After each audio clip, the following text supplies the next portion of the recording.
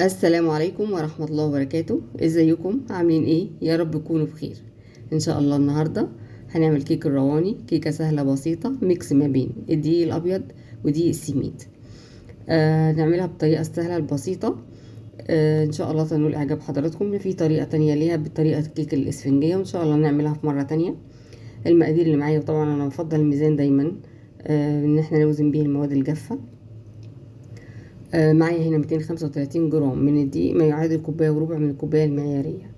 معايا 175 جرام من دقيق السومولينا، حوالي كوباية من معيارية كبيرة. تمام، ملانين بس مش مدكوكين اوي. نص كوباية من الزيت، معلقتين كبار من جوز الهند، 3/4 كوباية من السكر، ممكن تبقى نص كوباية.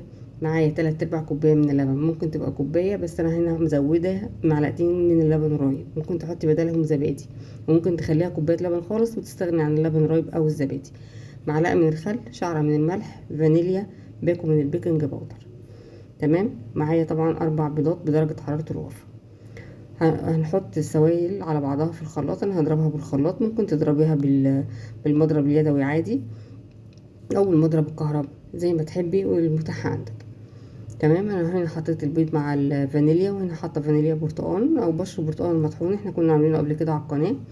حطيت اللبن الرايب واللبن الحليب، وهحط الخل، وهنزل بالسكر واضربه بقى طبعا في الخلاط لحد ما يفتح لونه شويه كده والسكر يدوب كويس.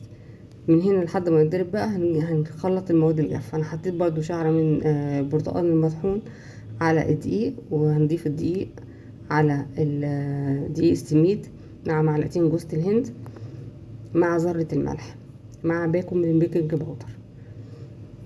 هنا باكو من البيكنج باودر ده اللي هو كيك شيف، ده 23 جرام. ممكن تحملي الكيس اللي هو العادي، البيكنج باودر العادي 16 جرام، وتزودي عليه معلقة كمان صغيرة ممسوحة. تمام. بالشكل ده نقلبهم كويس جدا. وكده احنا ضربنا بقى السوائل في الخلاط. كده فتح لونها شوية. هنضيفها بقى على المواد الجافة. تمام. هننزل بيه كده ونضرب كويس ونقلب بسرعة. تمام، عشان ما يبقاش فيه اي تكتلات، ونحاول ان احنا ننزل كل اللي في الحواف دي عشان التكتلات. تمام. احنا مجهزين الصينية ومبطنينها بالزبدة والزيت، بالزبدة والدقيق، ومشغلين الفرن على درجة حرارة 180 درجة او فوق المتوسط لو انت ما عندكيش تايمر. تمام. انت اضرب فرنك واضرب حرارتك طبعا. هننزله كده في الصينية، الخليط في الصينية، ونخبطها تخبطتين كده عشان نفرغ الهواء اللي فيها. تمام. ونحاول ان احنا نسويها بالشكل ده. هندخلها بعد نص ساعة بالظبط، هنختبرها. طبعا حاطينها على الرف الاوسط. ندخلها هي الفرن ونولع على الشربات، لان احنا محتاجين ده سخن وده سخن، يعني الكيكة سخنة والشربات سخن. هنا حطيت كوبايتين من كوبايات المية سكر، حطيت قصادهم كوبايتين مية، شعرة من الفانيليا، عصر نص ليمون، وهسيبهم يغلي من 5 دقايق ل7 دقايق، ما نزودش عن كده علشان ما يتقلش. تمام. احنا عايزين شربات خفيف زي شربات البسبوسه بالظبط. بالشكل ده هو كده غلي. انا كده هطفي عليه. كده الكيكه طلعت. تمام. هي بالشكل ده. المقدار ده مظبوط على صينيه مقاس 28. تمام. هنسقيها برضو في نفس الوقت، في الحال ده هنسقيها ونوزع الشربات كويس عليها، يعني نخليها تشرب كويس. هي كده كل ما احط لها كبشه كانت بتشربها، فبالتالي بضيف لها التانية. ما افشل الا اذا حسيت انها ما بتشربش. تمام. هي خدت كل المقدار اللي انا عاملاه بالشكل ده، سقيتها كلها وشربت كل الشربات. معايا بقى معلقه من المربى المشمش، اذا كانت متاحه. مش متاحه ممكن تستغني عنها برضو وتكتفي بالشربات بس. يعني ده من يعني معروف عن روان انها دايما تتلمع بمربى مشمش او اي نوع مربى، بس دايما بالمربى المشمش.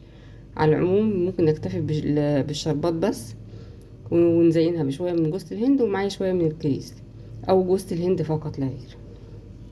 تمام.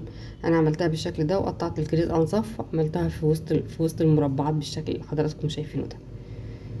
تمام. هسيبها شويه بقى، وبعد كده ايه نقطعها على ما تشرب من نفسها كده وتطعم من نفسها. تمام. كده بعد ما قطعناها، هي بيضة وجميلة وارتفاعها مناسب. للصينية اللي احنا عاملينه فيها، وهشة جدا وجميلة وسواها ممتاز وطعمها حلو مختلف عن الكيكة العادية طبعا، وسهلة في عمايلها. واتمنى بقى ما تنسونيش في اللايك والاشتراك، والى اللقاء في فيديو جديد.